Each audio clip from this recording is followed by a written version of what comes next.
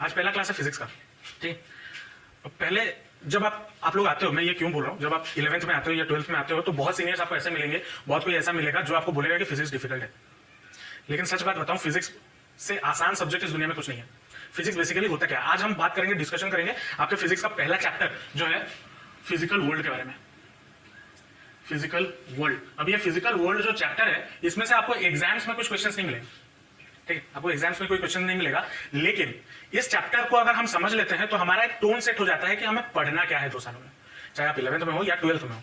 और फिजिक्स को पढ़ने के लिए जो हमारा पहले बचपन में हम जो 10th तक जो करते थे कि रट लिया, क्योंकि बहुत कम था कॉन्सेप्ट, उतना समझ में नहीं आता था, और अगर समझ में आता भी था तो हम रट लेते थे, उतना था तो हम रट लेते थे, तो हम कर लेते थे।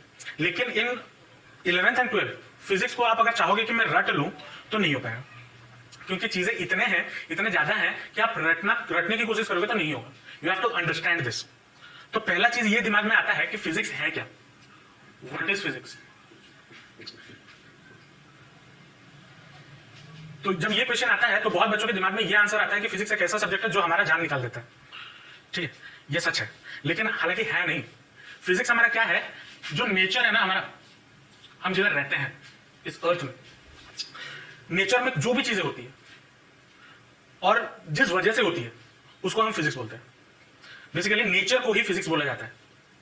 दुनिया में चाहे वो सूरज का मतलब राइजिंग ऑफ सन या सनसेट कुछ भी हो, टाइड्स का फॉर्म होना, हवा का चलना, कोई बॉडी नीचे गिरना, झरना, ऊपर से आना, नीचे से ऊपर से आता है ना, पानी का बहना, जो भी हमारे चारों तरफ हो रहा है, रेनबो फॉर्मेशन ऑफ रेनबो, गाड़ी का चलना, हम पैदल चल रहे हैं, पैदल चलना, हम बोल रहे हैं, आप मुझे देख पा रहे हो, जो भी आपके चारों तरफ जो नेचर में हो रहा है उसे ही हम बोलते हैं फिजिक्स। ठीक है, फिजिक्स क्या है, study of nature along with some laws included in it, ऐसे हम बोल सकते हैं।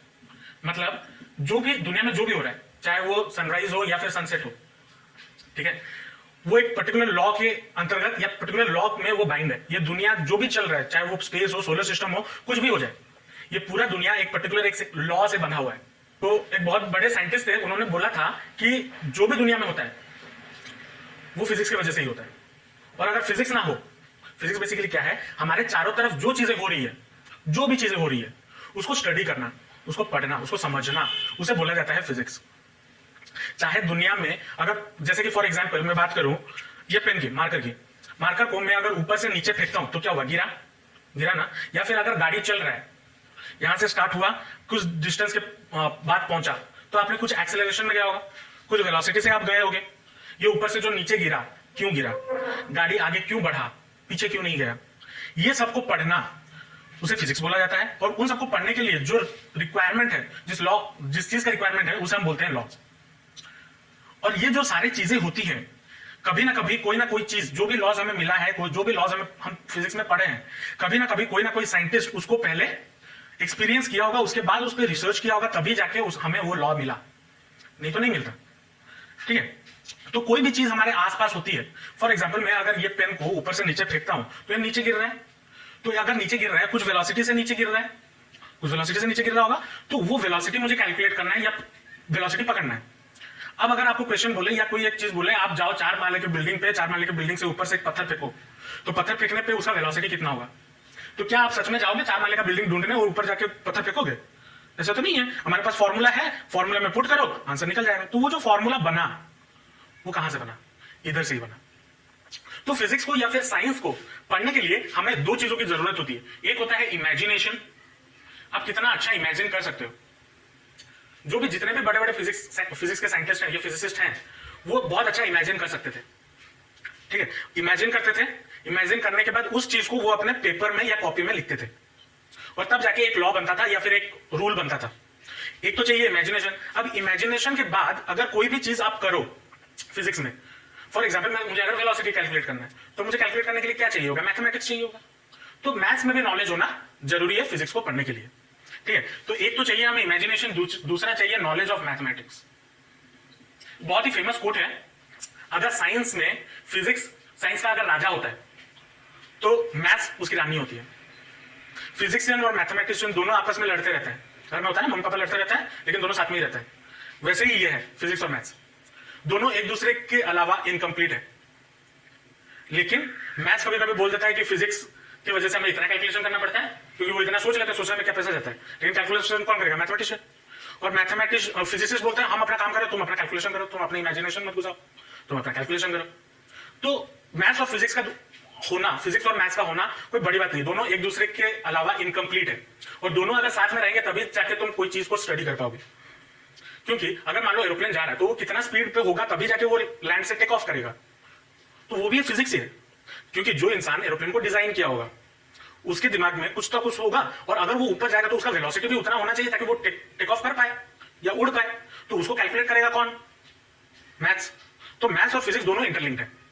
अब अगर कोई भी चीजें होती है, फिजिक्स को हम पढ़े कैसे, ये बहुत बड़ा क्वेश्चन होता है। या फिजिक्स हो या फिर कोई भी चीजें हो, फिजिक्स हो या साइंस में कुछ भी चीजें हो या फिर कोई भी चीज हो, चाहे कॉमर्स में ले लो, आर्ट्स में ले लो, कुछ भी ले लो, अगर दो चीजें आपको जरूरी होती है, एक होता है यूनिफिकेशन, दूसरा होता है रिडक्शन।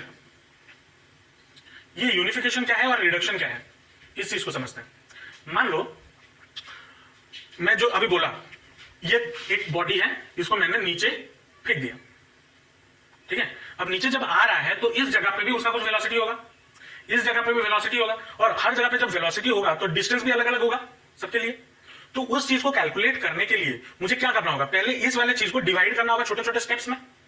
फॉर एग्जाम्पल अगर मैं बात करूं, बचपन में आप लोगों के पास खिलौने आते थे, अब मुझे पता नहीं तुम लोगों का, लेकिन मेरे पास जब भी कोई खिलौना आता था तो मैं क्या करता था, पहले 2-3 दिन खेलता था, उसके बाद उसे तोड़ फोड़ के देखता था कि वो कैसे चल रहा है, कैसे काम कर रहा है, कैसे वर्क कर रहा है।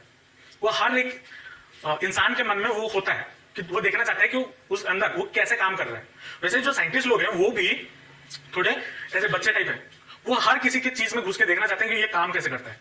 फिजिसिस्ट भी वही है या फिजिक्स भी वही है, और फिजिक्स उस चीजों को डिस्क्राइब करता है कि वो काम कैसे करता है।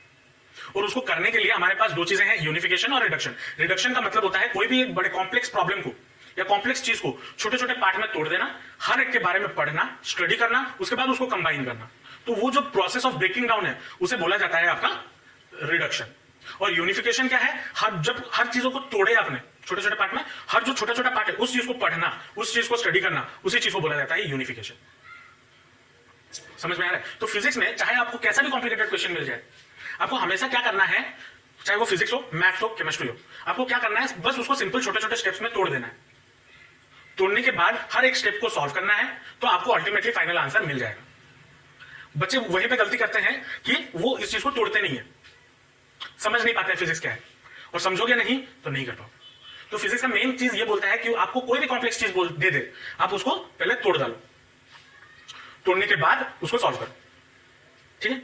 अब ये तो हो गया फिजिक्स के बारे में बात, हम इसको क्वेश्चंस को सॉल्व कैसे करें, प्रॉब्लम्स को सॉल्व करें कैसे करें। अब आते हैं कि इनका स्कोप क्या है, क्या पढ़ के हमें मिलेगा क्या? उर्दू जानना जरूरी, पढ़ेंगे तो फायदा क्या है? अब कोई भी छोटे से छोटा चीज ले लो, या फिर हम अगर बात करें पहले के जमाने में, जब अर्ली मैं बोलूं 10,000 20,000 साल पहले, जब इंसान नया नया इवॉल्व हुआ था, ह्यूमन बींग्स, उसको लाइट कहां से मिलता था? आग लगा के, पहले पत्थर घिसे, फिर आग बना, आग से वो लाइट, आग को वो एज ए लुमिनस ऑब्जेक्ट या फिर लाइट के हिसाब से यूज करते थे ना। उसके बाद एक साइंटिस्ट आए जिन्होंने बल्ब का इन्वेंट किया, और उस बल्ब को बोलते थे इनकैंडिसेंट बल्ब। जो पहले के जमाने में बड़ा बड़ा बल्ब आता था, उसके अंदर गैस फिल होते थे, कॉइल लगा हुआ रहता था। उसके बाद क्या आया? सीएफएल, जो ऐसे पतला सा दो डंडी वाला रहता है लाइट, सीएफएल आया। फिर सीएफएल से पहले आया था ट्यूबलाइट, ट्यूबलाइट के बाद आया सीएफएल, फिर सीएफएल के बाद आ गया अभी एलईडी लाइट्स, जो ये सब बाहर लगे हुए हैं, ये सारे एलईडी स्ट्रिप्स हैं। तो हमें हर जगह पे लाइट मिल रहा था, तो ये सब चीजें करने की जरूरत क्यों पड़ी? ताकि हमारा आग लगाएंगे, अब मान लो आग लगा के मैं यहां पे पढ़ रहा हूं, मैं कहीं पे निकला तो घर जल गया, हो गया। उसके बाद हमने क्या बनाया? बल्ब बनाए। बल्ब में हमने देखा कि हमें अच्छा क्वालिटी ऑफ लाइट नहीं मिल रहा, बस येलो लाइट मिल रहा है, तो हमने ट्यूबलाइट बना दिया। तो ट्यूबलाइट बनाने के बाद हमने ये देखा कि बहुत ज्यादा इलेक्ट्रिसिटी कंज्यूम कर रहा है, तो हमने एनर्जी एफिशिएंट के लिए सीएफएल बना दिया। तो सीएफएल बनाने के बाद हमने देखा वो भी बहुत ज्यादा इलेक्ट्रिसिटी यूज कर रहा है, उसको भी, और बहुत ड्यूरेबल नहीं है, बहुत ज्यादा टाइम चलता नहीं है। तो ड्यूरेबिलिटी और इलेक्ट्रिसिटी को सेव करने के लिए हमने बना दिया एलईडी बल्ब। तो एलईडी बल्ब क्या होता है? वो बहुत दिन चलते हैं, they are very durable and electricity भी कम यूज होता है। तो इससे यहां पे फिजिक्स कहां पे रोल पे आता है? स्टार्टिंग से लेकर एंडिंग तक, जो स्टार्टिंग में पत्थर घिसा जब उसने, वहां पे फिजिक्स यूज हुआ, फ्रिक्शन की वजह से आग निकली। वहां पर फिजिक्स यूज हुआ। धीरे धीरे जैसे जैसे डेवलप हुआ, साइंटिस्ट लोग उस पर स्टडी करने लगे। स्टडी करने के बाद जो आग था उसको एक छोटे से बल्ब में लेके आ गए, उसके बाद उस पर और डेवलपमेंट करने लगे। तो फिजिक्स के वजह से ही तो ये सारा डेवलपमेंट हुआ या नया इन्वेंशन हुआ। अगर फिजिक्स नहीं होता तो ये क्या ये सारा इन्वेंशन हो पाता? नहीं हो पाता। वैसे ही हमारे चारों ओर, मैं तो बस ये बल्ब का एग्जांपल दिया, हमारे चारों ओर कितने सारे चीजें हैं।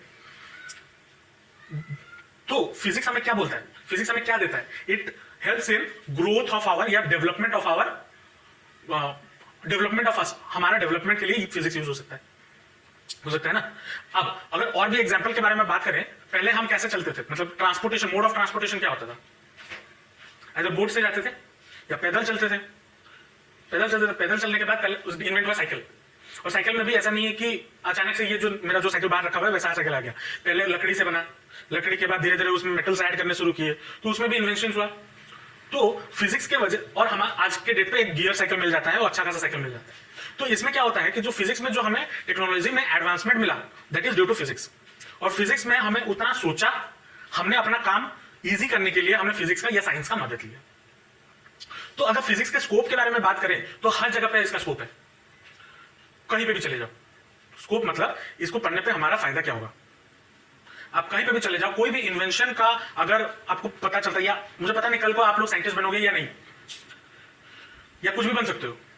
अब मान लो फॉर एग्जांपल मैं एक बात करूं, आप देखो ये जो मैं अभी बल्ब की बात कर रहा था, एलईडी, दे आर डायोड्स, उसके अंदर लाइट एमिटिंग डायोड्स उसका फुल फॉर्म है, एलईडी का फुल फॉर्म। जो डायोड होता है वो बनता है सिलिकॉन चिप से, सिलिकॉन से, केमिकल मटेरियल है सिलिकॉन। जो साइंटिस्ट एलईडी बनाया वो क्या ये सोच के बना रहा था मुझे एलईडी बनाना है? नहीं, वो सिलिकॉन चिप की स्टडी कर रहा था और उसे पता चला कि हाँ इसमें से लाइट बन सकता है, तब जाके एलईडी का इन्वेंशन हुआ। वैसे ही हर चीज आप पढ़ते हो, पढ़ के हर चीज को मान लो 2-3 थ्योरी फिजिक्स में पढ़ लिए, उसको मिला लिए तो आपको एक नया इन्वेंशन मिल गया। वैसे ही इन्वेंशन होता है। तो फिजिक्स वही है। अगर आपका बेसिक्स, आपका फंडामेंटल, आप अपने नेचर को जान पाते हो तो फिजिक्स आपके लिए एक बेस्ट टूल है। आपको लाइफ में बहुत सारे नॉलेज ऐसे मिल जाएंगे जिसके वजह से, फिजिक्स की वजह से ही मिलेंगे। अब अगर रॉकेट ऊपर जा रहा है, जनरल एग्जांपल आप देखते हो ना, रॉकेट ऊपर जाता है, चंद्रयान 2 लॉन्च हुआ, मार्स पे चले गए हम, मिशन मंगल देखे होगे मूवी, हम चले गए। तो वो रॉकेट जब ऊपर जाता है उसमें कितना फ्यूल लगेगा, वो कितना थ्रस्ट देगा, तभी जाके वो ऊपर जाएगा, वो सारा कैलकुलेशन कौन करता है? साइंटिस्ट लोग करते हैं। और this scientist are specially mathematician and physicist. अब और अगर एग्जांपल लें, आपके डे टू डे लाइफ में आप गाड़ी चला के जा रहे हो मान लो, ठीक है, या फिर अगर आप पैदल भी चल रहे हो, आप पैदल कैसे चल पा रहे हो? अब ये रफ सरफेस है, रास्ते पे आराम से चल लेते हो, क्या आप बर्फ पे चल पाओगे? नहीं, आपका पैर फिसलेगा। नीचे अगर जमीन में ऑयल डाल दिए तब भी आपका पैर फिसलेगा। कैसे चल पाते हो? Due to friction. वो भी एक साइंस है। तो आपका चलना, आपका नहाना, आपका बोलना, आपका खाना पीना, सोना, सब कुछ फिजिक्स ही। तो आप फिजिक्स से घिरे हुए, बस आपको यह जानना है कि मुझे उस फिजिक्स को या उस चीज को रिकॉग्नाइज करना है, तब मजा आएगा। आप अर्थ पे रह रहे हो, दिन हो रहा है, रात हो रहा है, क्यों हो रहा है? अर्थ रोटेट कर रहा है, सीजन चेंज होते हैं, समर होता है, विंटर होता है, फिर रेनी सीजन होता है, क्यों होता है? रिवॉल्यूशन। और अर्थ किसके चारों तरफ घूमता है? सन के चारों तरफ। क्यों घूमता है? वो अपने रास्ते से भटक क्यों नहीं जाता? कौन बैठा है ऊपर, क्यों उसी रास्ते जो उसे गाइड करेगा कि आप इस रास्ते से घूमो? ऐसा कोई बैठा नहीं है, लेकिन ग्रेविटी की वजह से, ग्रेविटेशनल फोर्स की वजह से ये सब चीजें होती है। तो आपके साथ जो भी चीजें होती है इस दुनिया में, वो फिजिक्स के बदौलत है। फील आ रहा है कुछ? फिजिक्स क्यों इंपॉर्टेंट है? मैंने कल बोला था फिजिक्स में फील आएगा, अगर फील नहीं आया तो पढ़ नहीं पाओगे। अब फॉर एग्जाम्पल मान लो आप अपने दोस्त पे गुस्सा हो, आपने उसको थप्पड़ मार दिया, मारते हो, अब झगड़ा हो गया, मार दिया, ठीक है, सामने से उसने भी मारा तो झगड़ा हो गया, झड़प हो गया, क्या वहां पे भी फिजिक्स है? अगर आप उसे बिना रीजन के मारोगे तो तभी जाके झगड़ा होगा, अगर रीजन ने मार दिया तो शायद सामने वाला कुछ बोले भी ना। अब फॉर एग्जाम्पल अगर मैं और एक एग्जाम्पल लेता हूं, ये बेसिक मतलब नॉर्मल एग्जाम्पल है। मैंने पेपर लिया, पेपर को जला दिया, ठीक है, क्या बन जाएगा? ऐश बन जाएगा। क्या पेपर को मैंने जब हीट एनर्जी, मतलब इसको अगर साइंटिफिकली थोड़ा देखें, पेपर को अगर मैंने हीट एनर्जी दिया तो उसका फॉर्म एक फिजिकल फॉर्म से दूसरे फिजिकल फॉर्म में चला गया। अब क्या अगर मैं ऐश को हीट करूं या जलाऊं तो क्या वो वापस पेपर बनेगा? नहीं बनेगा। अब अगर मैं स्टीम इंजन की बात करूं, स्टीम इंजन या फिर ऐसे बात देखते हैं, गाड़ी, ठीक है, बाइक चलाते हो, उस पर पेट्रोल डलता है तो साइलेंसर गर्म हो जाता है, कभी कभी देखे होगे, पेड़ लग जाता है तो गर्म होता है। मतलब गाड़ी जब चलता है दैट प्रोड्यूसेस हीट। अगर मैं उल्टा करूं, गाड़ी को आग लगा दूं, गाड़ी में आग लगा दूं, तो गाड़ी क्या चलेगा? तो हर प्रोसेस रिवर्सिबल नहीं होता। और ये चीज हमें कहां से पता चलेगा? फिजिक्स से। फिजिक्स में एक टॉपिक है थर्मोडायनेमिक्स, जो सेकंड लॉ ऑफ थर्मोडायनेमिक्स वो है, वो ये बता हर चीज रिवर्सिबल नहीं होता। ठीक है, तो ये सारी चीजें हमें फिजिक्स ही बताता है। हमारा यही स्कोप है। अगर सबमरीन मान लो डूब रहा है नहीं, वो डूबते हुए चलता है, तो वो पानी के अंदर कैसे चल पाता है? क्योंकि पानी के अंदर तो बहुत फोर्स होता है, कैपिलरी एक्शन जैसे हम बोलते हैं, या फिर फोर्स, बॉइल्ड फोर्स बोलते हैं शायद। अब पढ़े होगे, आईसीसी वाले पढ़े हैं, या फिर आप लोग भी शायद आपको पता होगा। या फिर तो उस पर भी इतना पानी का फोर्स लगता है, तो वो फटता क्यों नहीं है? आप स्ट्रॉ से पानी पीते हो या कोल्ड ड्रिंक्स पीते हो, स्ट्रॉ से कोल्ड ड्रिंक्स ऊपर कैसे आ जाता है? कैपिलरी एक्शन, वैक्यूम नहीं, दैट इज कैपिलरी एक्शन। जो आप बायोलॉजी में भी पढ़े होंगे, बायोलॉजी में क्या होता है? जाइलम एंड फ्लूएम होता है। Continuous cohesive and adhesive force की वजह से पानी ऊपर कंटिन्यूअस फ्लो करता रहता है ड्यू टू ट्रांसपिरेशन। पानी फिर एक्स्ट्रा वाटर वो ट्रांसपिरेशन के थ्रू बाहर चला है, लेकिन वो कंटिन्यूअस पानी जो फ्लो करता है, क्यों कंटिन्यूअस करता है? Due to that capillary action. वहां पे प्लांट अपना कुछ एनर्जी यूज नहीं लगा करता, वो भी फिजिक्स ही है, वहां पे भी फिजिक्स है। ठीक है, अब अगर मान लो पानी, अगर पानी कभी नहाया हो, पानी मैंने नहाया मतलब सावर में नहीं ये स्विमिंग पूल वगैरह में, पोखरी नदी, यहाँ पे अगर कभी नहाए होगे तो ये आप देखोगे कि जिसको स्विमिंग नहीं आता तो पानी के अंदर वो जाते डूब जाता है, क्योंकि ऑब्वियसली बात है उसका वेट ज्यादा है एज कम्पेयर टू पानी का डेंसिटी। अगर कम होता है तो वो फ्लोट करता है, लेकिन इंसान डूब ही जाता है क्योंकि उसका वेट ज्यादा है। लेकिन तो लोग स्विम कैसे कर पाते हैं? फिर वहां पे भी फिजिक्स है। तो आप चारों तरफ जो भी चीज देखो रहे हो, जो भी चीज आपके साथ चारों तरफ हो रहा है, सब कुछ फिजिक्स ही है। और फिजिक्स को डिस्क्राइब किया जाता है बाय यूजिंग मैथ्स। जो लॉज, जो कैलकुलेशंस हम करते हैं, वो यूज करते हैं हम मैथ्स के। तो फिजिक्स से हमें हमारे चारों तरफ जो भी चीजें होती है, हमें उससे फिजिक्स से ही पता चल पाता है। अब अगर मैं बात करूं अट्रैक्शन की, मैग्नेट एक दूसरे को अट्रैक्ट करते हैं ना। कोई भी दो बॉडीज अगर उनके बीच में कोई एक डिस्टेंस हो, वो एक दूसरे को भी अट्रैक्ट करते हैं, ग्रेविटेशनल फोर्स लगता है। मैं यहाँ पे हूं, बोर्ड यहाँ पे, हम दोनों के बीच में अट्रैक्शन है। कोई भी बॉडी हो, हर बॉडी के बीच में अट्रैक्शन होता है, ये ऑब्वियस बात है, होगा। और ये कौन एक्सप्लेन करता है? फिजिक्स से एक्सप्लेन करता है। तो आप चारों तरफ कोई भी छोटे से छोटा, मतलब एटम लेवल पे भी चले जाओ, एटम लेवल से लेके स्पेस लेवल तक सारे फेनोमेनन को हम फिजिक्स से ही एक्सप्लेन कर सकते हैं। इसीलिए फिजिक्स इंपॉर्टेंट है। अब क्या फिजिक्स पढ़ने में मजा आता है? ऑब्वियसली हाँ, एज ए टीचर मैं तो बोलूंगा, आप लोग बोलोगे नहीं सर इतना न्यूमेरिकल्स करना पड़ता है। लेकिन अगर आप उसके पीछे वाला का रीजन जान लो, एक चीज अगर हो रहा है उसके पीछे का रीजन जान लो, तो आपको मजा आने लगेगा। फॉर एग्जाम्पल अगर मैं बोलूं, मैं एक बॉल को ऐसे पकड़ के फेंका, या फिर वहां पे बाउंड्री पे कुलदीप यादव खड़ा है, बॉल को कैच किया, या धोनी खड़ा है, धोनी ने हेलीकॉप्टर शॉट लगाया, तो धोनी को कैसे समझ में आया कि वो बॉल पे वो छक्का मार सकता है? That is also a physics. Ball जब कैच किया जाता है, ऐसा नहीं बॉल आया तो ऐसे नहीं पकड़ लेते, हाथ को पीछे लिया जाता है ताकि आपको फोर्स कम लगे, वहां पे फिजिक्स लगता है। अगर आप ऐसा रख दोगे तो हाथ ही टूट जाएगा। कोई भी चीज अगर होता है उसके पीछे का रीजन आपको अगर पता चल जाए तो उसके बेसिस पे कैलकुलेशन करना कोई बड़ी बात नहीं है। अभी अगर मान लो इंडिया और चाइना का वॉर हो गया, तो यहां से भी मिसाइल आएगा, वहां से भी मिसाइल आएगा, तो यहां पे जो मिसाइल छोड़ेगा, जो मिसाइल लॉन्चर होगा, वो लॉन्चर में जो ऑपरेट कर रहा होगा उसे थोड़ी पता होगा कि कहां पे कौन है, उस पर ही मारना है, उसे तो पता नहीं है, क्योंकि उसका रेंज तो फिक्स होता है। तो वो किस हिसाब से अपना कैलकुलेशन करेगा कि वो जाके अपनी जगह पे ही गिरे, मिसाइल जगह अपने, पता चला चाइना को मारते मारते अपने देश में ही मिसाइल छोड़ दिया, तो वहां पे फिजिक्स यूज होता है। जब रिलीफ मटेरियल फ्लड हुआ था अभी बीच में, रिलीफ मटेरियल जब फेंका जाता है मतलब हवा से जब फेंका जाता है, या फिर अगर याद हो तुम लोग, पता नहीं 1999 सुपर साइक्लोन जब हुआ था, उस टाइम पे मैं पारादीप में था, तो उस टाइम पे जो रिलीफ मटेरियल होते थे वो हेलीकॉप्टर से फेंके जाते थे। अब हेलीकॉप्टर में वेलोसिटी में है, जो ऊपर से फेंका गया वो भी वेलोसिटी पे है। मान लो इसको मैं एग्जांपल दे रहा हूं, मान लो इस जगह पे मुझे रिलीफ मटेरियल चाहिए, तो रिलीफ मटेरियल क्या हेलीकॉप्टर यहां पे पहुंचने के बाद फेंकेगा? नहीं, वो कहीं दूर से फेंकेगा ताकि वो यहां तक पहुंचते पहुंचते रिलीफ मटेरियल मेरे पास पहुंचे, और इसे बोलते हैं रिलेटिविटी, जो कि हम पढ़ेंगे। तो ये सारी चीजें हैं जो फिजिक्स में है और जिसकी वजह से हमें फिजिक्स पढ़ना आना जरूरी है। अब मान लो तुम हेलीकॉप्टर चला रहे हो या फिर हेलीकॉप्टर में हो जो रिलीफ मटेरियल फेंक रहा है, उसको अगर बेसिक फिजिक्स का नॉलेज नहीं होगा तो वो चाह रहा होगा कटक में फेंके, पहुंचेगा जाकर राउरकेला में, क्योंकि स्पेस में उन्हें पता ही नहीं चलता, क्योंकि दूर से देखोगे तो वो बहुत सारे चीजें एक साथ दिखते हैं। डिस्ट्रिक्ट आप डिस्टिंग्विश थोड़ी कर सकते हो, ये राउरकेला है या फिर ये कटक है या भुवनेश्वर है, कुछ पता नहीं चलेगा फ्रॉम स्पेस या फ्रॉम हाइट। तो उसके लिए ये सब जरूरी है, फिजिक्स पढ़ना हमारे लिए जरूरी है। अब बात करते हैं कि आपको इन 2 सालों में, ये तो हो गया फिजिक्स के बारे में बात, हम फिजिक्स क्यों है, क्या है, उसके बारे में क्या पढ़ेंगे, क्या नहीं पढ़ेंगे। इन 2 सालों में आपको क्या क्या चीजें सीखनी है वो जानना जरूरी है। तो आपके दिमाग में एक आउटलाइन रह जाएगा और आप आराम से कर लोगे 2 साल। अगर आपके दिमाग में आउटलाइन नहीं होगा तो दिक्कत हो सकती है। तो यहां पे आपको पहला चीज पढ़ना है मैकेनिक्स, ये आपके क्लास 11th में है, ठीक है, मैकेनिक्स। उसके बाद आता है थर्मोडायनेमिक्स। थर्मोडायनेमिक्स ये भी आप क्लास 11th में ही पढ़ोगे, ठीक है। उसके बाद आते हैं इलेक्ट्रोमैग्नेटिज्म। इलेक्ट्रोमैग्नेटिज्म और इलेक्ट्रोस्टैटिक्स, ये क्या चीज है, टॉपिक है चार्ज के बारे में। जब चार्ज मूव करता है, चार्ज रह जाता है, तो वो कैसा बिहेवियर शो करता है, उसके स्टडी को हम इलेक्ट्रोमैग्नेटिज्म बोलते हैं। ये आप क्लास 12th में पढ़ोगे। उसके बाद और एक टॉपिक आता है ऑप्टिक्स, ये भी आप क्लास 12th में पढ़ोगे। और ये जो सारा टॉपिक्स मैंने बताया, ये सारे मैक्रोस्कोपिक टॉपिक्स है। मैक्रोस्कोपिक मतलब बड़े बड़े सब्जेक्ट्स के ऊपर पढ़ना।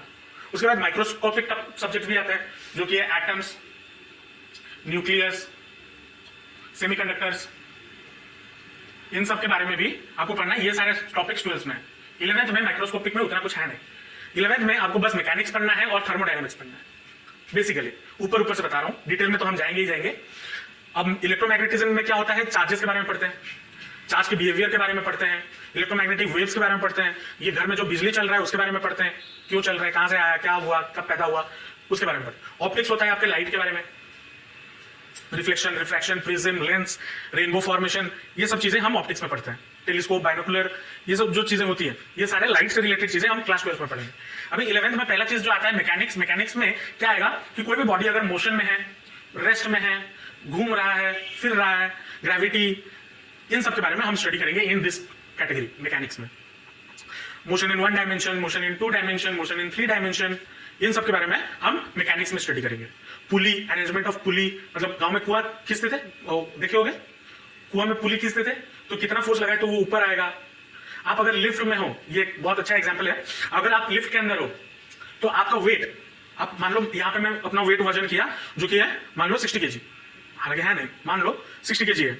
अब वही वेट मशीन को मैं लेके गया लिफ्ट पे, लिफ्ट के अंदर, और मैंने बोल दिया मुझे नीचे जाना है ग्राउंड फ्लोर पे, मैंने दबा दिया, और जब जा रहा है मेरे पास बहुत टाइम है, मुझे लगा बहुत टाइम है, चलो वेट मेजर कर लेते हैं। मैं वेट मेजर करूंगा, मेरा वेट कुछ अलग दिखाएगा।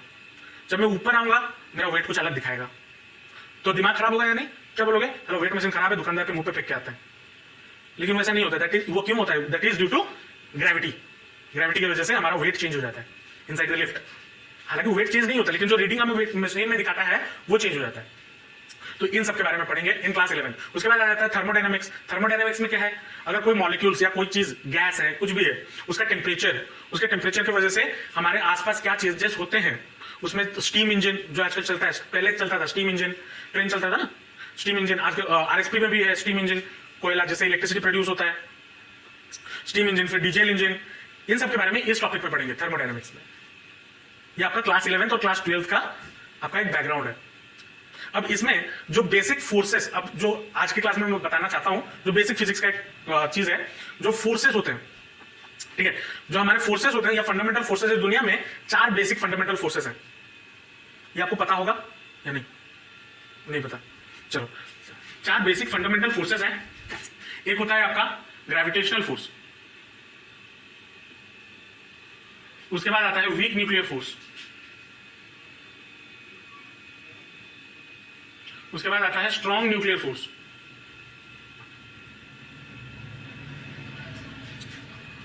और आता है इलेक्ट्रोमैग्नेटिक फोर्स।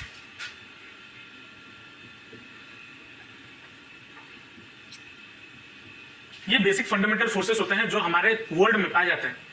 मैं आपको थप्पड़ मार दूं, वो भी जो फोर्स है वो भी ग्रेविटेशनल फोर्स ही है, दो बॉडी के बीच में force. Weak nuclear force, weak nuclear force ये बोल देता है कि न्यूक्लियस के बीच में जो फोर्सेस लगते हैं उस फोर्स को बोला जाता है वीक न्यूक्लियर फोर्स। उसके बाद आता है स्ट्रॉन्ग न्यूक्लियर फोर्स, जिस जो प्रोटॉन और न्यूट्रॉन, हमें पता है प्रोटॉन पॉजिटिव पॉजिटिव रिपेल करते हैं एक दूसरे से, लेकिन न्यूक्लियस के अंदर प्रोटॉन और न्यूट्रॉन एक साथ रहता है ना, तो कैसे रहते हैं? Due to the strong nuclear force. उसके बाद आता है इलेक्ट्रोमैग्नेटिक फोर्स। इलेक्ट्रोमैग्नेटिक फोर्स मतलब मैग्नेट जो अट्रैक्ट करता है वो भी एक फोर्स लगाता है, उस फोर्स को हम बोलते हैं इलेक्ट्रोमैग्नेटिक फोर्स। तो दुनिया में जितने टाइप के भी फोर्सेस हैं या जितने भी फोर्सेस हैं वो सारे इन बेसिक 4 फोर्सेस पे ही डिपेंड करते हैं। और जो सबसे वीकेस्ट फोर्स होता है वो होता है ग्रेविटेशनल फोर्स, और जो सबसे स्ट्रॉन्गेस्ट फोर्स होता है वो होता है स्ट्रॉन्ग न्यूक्लियर फोर्स। ठीक है, तो इन सब फोर्सेस के बारे में भी हम एक एक चैप्टर करके, चैप्टर वाइज जैसे जैसे हम आगे बढ़ते जाएंगे हमें समझ में आता जाएगा। समझ में आया फिजिक्स है क्या? फील आया कुछ? हाँ पक्का? अगर फील आ गया हो तभी जाके मजा आएगा फिजिक्स पढ़ने में, नहीं तो नहीं आएगा। हालांकि मैं बीच बीच में ऐसे एग्जांपल्स देता रहूंगा जब मैं टॉपिक्स पढ़ाता रहूंगा ताकि दिमाग में बैठ जाए। तो आज जो मैंने इस सेशन में बताया वो बेसिकली आपका एक टोन सेट कर देता है कि आपको 2 साल फिजिक्स पढ़ना कैसा है। हमेशा याद रखना, फिजिक्स को पढ़ने के लिए कभी भी ये मत करना ये क्वेश्चन रट दो, ये डेरिवेशन रट दो, ऐसे जैसे फॉर एग्जांपल एक कैलकुलेशन होता है v = u + at, ये इक्वेशन आप सुने होंगे। अब ये इक्वेशन कहां से आया, अगर आप उस प्रोसेस को रटने की कोशिश करोगे तो आप नहीं कर पाओगे कभी भी, क्योंकि उस एक इक्वेशन को डिराइव करने में या निकालने में 3 से 4 तरीके हैं और चारों तरीके आपको आना जरूरी है। तो एक फॉर्मूले को डिराइव करने में अगर 4 तरीके हैं और सबको याद करें, सोचो पूरे 2 साल में कितने फॉर्मूलेज होंगे, सबका डेरिवेशन होगा, कितना रटोगे? नहीं रट पाओगे। तो अगर समझ गए कि हाँ ये डेरिवेशन हो कैसा रहा है, किस बेसिस पे हम v = u + at निकाल रहे हैं, तो आप आराम से कैलकुलेशन कर सकते हो। तो समझ में आया क्या है फिजिक्स। अभी अगर मान लो आपको मैं एक छोटा सा एग्जांपल लेके बता रहा हूं, मान लो आप घर जा रहे हो, ठीक है, यहां से आप साइकिल चला के घर जा रहे हो, आप पैडल मारते हो साइकिल पे, तभी साइकिल चलता है क्या? ऐसा हो सकता है साइकिल चले अपने आप तो आपका पैर का एक्सरसाइज हो जाए? क्योंकि जब आप पैर का एक्सरसाइज करते हैं, पेडल मारते हो तो आपका पैर अप एंड डाउन होता है ना। तो क्या ऐसा हो सकता है साइकिल चले तो अपने आप आपका पैर अप एंड डाउन होगा? कैसे? आप खुद नहीं, कुछ नहीं करोगे, आप कुछ नहीं करोगे, आपकी तरफ से एफर्ट नहीं होना चाहिए, तो साइकिल चलेगा ही नहीं। चलेगा थोड़ी, नहीं चलेगा। तो ये सब चीजें जब आप सोचते हो, आपके बेसिकली फिजिक्स को करने के लिए आपका इमेजिनेशन पावर बहुत अच्छा होना जरूरी है। अगर आप उतना सोच सकते हो तो आप कर सकते हो, अगर आप वो चीज सोच नहीं पाते तो नहीं कर पाओगे। तो उसके लिए सोच को बढ़ाने के लिए, सोच को बढ़ाया नहीं जाता, इमेजिनेशन पावर होना जरूरी है। फॉर एग्जाम्पल मैं अगर बोलूं कि मुझे, अगर मैं ट्रिगोनोमेट्री का एक बेसिक एग्जांपल लेता हूं, ठीक है, मैं 10 फीट बिल्डिंग पे खड़ा हूं, ठीक है, वहां से मैं एक बोर्ड को देख रहा हूं, ठीक है, जो बोर्ड मेरे से पता नहीं कितना डिस्टेंस दूर पे है, लेकिन मुझे एंगल पता है, मैं कितना एंगल पे उसे देख रहा हूं, क्योंकि वो तो मैं निकाल सकता हूं, अपनी मुंडी को इधर उधर कर रहा हूं तो मैं प्रोटेक्टर लगा के निकाल सकता हूं। तो क्या मैं उसका डिस्टेंस निकाल सकता हूं, वो मेरे से कितना दूर है? उसके लिए मैथ चाहिए, ट्रिगोनोमेट्री चाहिए, ट्रिगोनोमेट्री का नॉलेज होना चाहिए।